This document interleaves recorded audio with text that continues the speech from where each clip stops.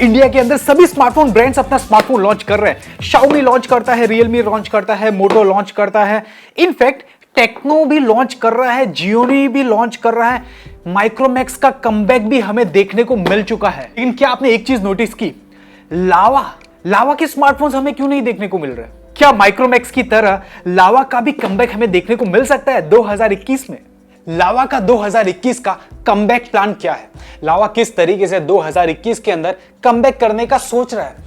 क्या लावा को गवर्नमेंट की तरफ से कोई हेल्प मिल रही है? सभी चीजों के बारे में डिस्कस करेंगे, लेकिन उससे पहले question of the day. Please हमें नीचे कमेंट में बताइए, क्या आपने कभी लावा का स्मार्टफोन यूज किया है? आपके फ्रेंड्स में से या फिर फैमिली मेंबर्स में से किसी ने लावा का स्मार्टफोन अगर यूज किया है तो हमें नीचे कमेंट में जरूर बताइएगा। आज जब ये वीडियो रिकॉर्ड हो रहा है, लावा को करीबन 12 साल हो चुके हैं। करीबन 9 साल से वो YouTube पे है और अब तक उसके 50,000 सब्सक्राइबर्स भी कंप्लीट नहीं हुए हैं। इससे उसकी पॉपुलैरिटी का पता चलता है। आई नो आप में से बहुत सारी पब्लिक ने लावा का नाम सुना होगा या फिर लावा के स्मार्टफोन्स देखे होंगे या फिर यूज भी किए होंगे, टीवी के अंदर एडवर्टीजमेंट भी देखा होगा, लेकिन लावा की उतनी ज्यादा पॉपुलैरिटी नहीं रही। इनफैक्ट जब इंडियन स्मार्टफोन इंडस्ट्री के दरवाजे खुले, Chinese players directly India market के अंदर अपने स्मार्टफोन्स बेचने लगे, जैसे कि Xiaomi, Realme, Oppo, Vivo, OnePlus। उस टाइम पे बहुत सारे इंडियन ब्रांड्स की वाट लग गई थी।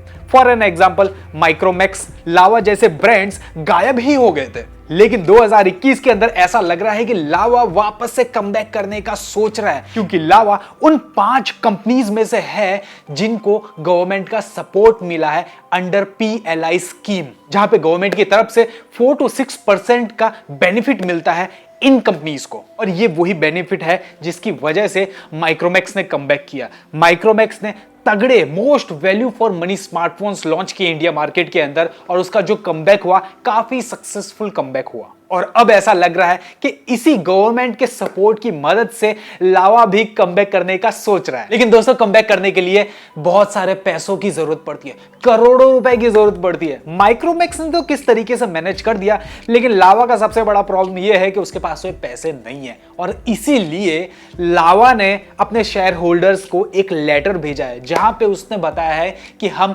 IPO रिलीज करके मार्केट से पैसे इकट्ठा कर ले। इस लेटर के थ्रू शेयर होल्डर से परमिशन मांगी जा रही है ताकि लावा अपना IPO रिलीज कर सके मार्केट के अंदर, अपने शेयर्स बेच सके और उन शेयर्स के अगेंस्ट में जो पैसे आएंगे उससे वो कमबैक कर पाए। करीबन 1400 से 1500 करोड़ रुपए मार्केट से उठाने की तैयारी है। हालांकि IPO रिलीज होने में, पैसे आने में और उन पैसों का ऑप्टिमम यूटिलाइजेशन करने में टाइम तो लग ही जाएगा, लेकिन कम से कम एक उम्मीद की खिड़की तो खुल ही चुकी है, जहां पे हमें माइक्रोमैक्स का कमबैक देखने को मिला और अब हमें शायद लावा का कमबैक भी देखने को मिल जाएगा। लेकिन कमबैक करने से पहले लावा को खुद की प्रॉब्लम सॉल्व करने पड़ेगी। सबसे बड़ी प्रॉब्लम जो लावा के खुद के अंदर ही मौजूद है वो है उसका ब्रांड नेम। उसका जो ब्रांड नेम है ना, अब बहुत ही चीप हो चुका है। उसकी ब्रांड नेम की जो रिकॉल वैल्यू है ना, वो उस सेगमेंट के अंदर आती है जहां पे उसे वैल्यू फॉर ब्रांड नहीं बोला जा सकता। फॉर एन एग्जांपल, ये सारी चीजें हमें माइक्रोमैक्स के अंदर भी देखने को मिलती थी। माइक्रोमैक्स एक टाइम में बहुत बड़ा ब्रांड हो गया था इंडिया मार्केट के अंदर, लेकिन उसके बाद में जैसे चाइनीज प्लेयर्स आए, इसकी जो क्रेडिटेबिलिटी है वो काफी डाउन हो चुकी थी। एक टाइम में ऐसा बोला जाता था कि यार माइक्रोमैक्स का फोन है तो सस्ती क्वालिटी का फोन होगा, लेकिन बाद में माइक्रोमैक्स ने कमबैक किया। इनफैक्ट माइक्रोमैक्स ने अपने ब्रांड नेम के अंदर भी चेंजेस लाया। इन वर्ड जो है इसको यूज किया, एक टाइप की न्यू ब्रांडिंग लॉन्च की इंडिया मार्केट के अंदर, और इसी वजह से वो अब तक सक्सेसफुल हो पाया है। लावा को भी कुछ नया ब्रांड के साथ में खेलना पड़ेगा, क्योंकि लावा अगर सेम ब्रांड नेम के साथ में इंडिया मार्केट के अंदर आता है तो कहीं ना कहीं पब्लिक उससे रेजिस्ट करेगी। एक टाइप की मेंटेलिटी होती है। अगर आप ब्रांडिंग के चैप्टर्स पढ़ोगे, बहुत सारे बुक्स पढ़ोगे, तो आपको पता चलेगा कि ब्रांडिंग जो होती है ना, किस तरीके से सिर्फ नेम चेंज करने से ना पूरी की पूरी मेंटेलिटी पब्लिक की चेंज हो जाती है। माइक्रोमैक्स ने तो न्यू ब्रांडिंग का लाभ उठा लिया। क्या लावा भी इस टाइप की ब्रांडिंग को चेंज करके लाभ उठा पाएगा? इनफैक्ट सिर्फ ब्रांडिंग ही नहीं, कस्टमर सर्विस भी इंप्रूव करनी पड़ेगी, अपनी बिल्ड क्वालिटी भी इंप्रूव करनी पड़ेगी, अपना पूरा स्मार्टफोन का जो यूजर इंटरफेस है उसे भी इंप्रूव करना बहुत जरूरी रहेगा। लेकिन सबसे बढ़िया चीज जो मुझे ये लगी है कि गवर्नमेंट कम से कम सपोर्ट कर रही है इंडिया के अंदर स्मार्टफोन मैन्युफैक्चरिंग कंपोनेंट्स मैन्युफैक्चरिंग को लेके।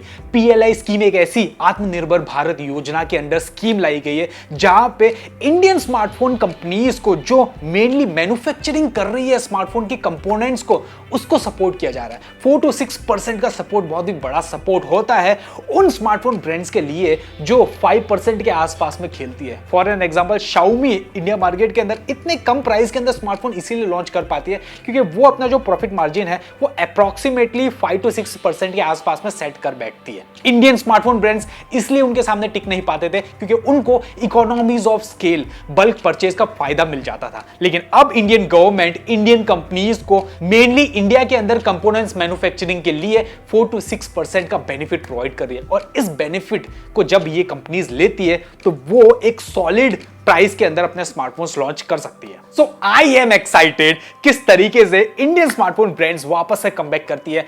क्या आप एक्साइटेड हो? Plus question of the day हमें नीचे कमेंट में बिल्कुल भी बताना मत भूलिएगा कि क्या आपने कभी लावा का स्मार्टफोन यूज किया है या फिर आपके फ्रेंड्स फैमिली मेंबर्स में से किसी ने यूज किया है, तो हमें नीचे कमेंट में जरूर बताएगा। आई होप आपको हमारे वीडियोस अच्छे लग रहे हैं, इंफॉर्मेटिव लग रहे हैं, आपकी लाइफ के अंदर थोड़ी भी चेंजेस ला रहे हैं, तो मेरी आप सभी से रिक्वेस्ट है टेक्नोलॉजी चैनल को सब्सक्राइब कर लीजिएगा, नोटिफिकेशन बेल को ऑल पे हिट कर लीजिएगा। इसके अलावा साइड में कुछ वीडियोस है, अगर आपने चेकआउट नहीं किया तो प्लीज जाके चेकआउट कर लीजिए। मिलता हूं नेक्स्ट वीडियो के अंदर, तब तक के लिए tata bye bye, this is Vivek signing of.